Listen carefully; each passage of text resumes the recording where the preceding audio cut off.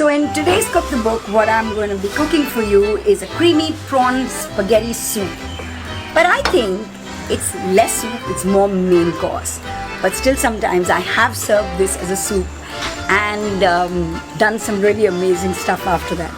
So here goes. Okay, so into some oil we're going to be adding some butter, a big helping of garlic, onions.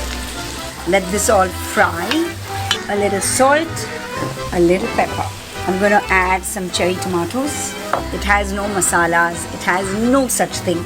It just has the ingredients and the flavor of the ingredients. You have to try it because it is really full of flavor. We're going to add the prawn, but we're not going to completely cook it.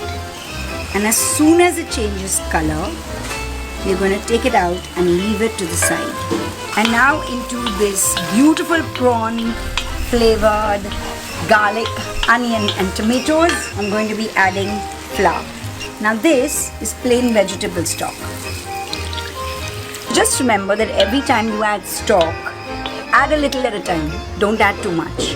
Let it cook and then you add another cup. So this recipe asks for 4 cups of stock. So I've started off with 1.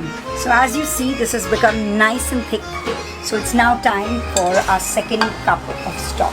And now that our stock is boiling, we're going to be adding some potatoes. So these are boiled potatoes that have been diced and our pasta. And now that it's all nicely bubbling, we add the cream. We're just going to drop in some fresh basil leaves, some chopped parsley. The aroma of this is just too good. And into this goes 1 whole juice of a lemon. Alright, and from the pan to the plate, that's how it should go.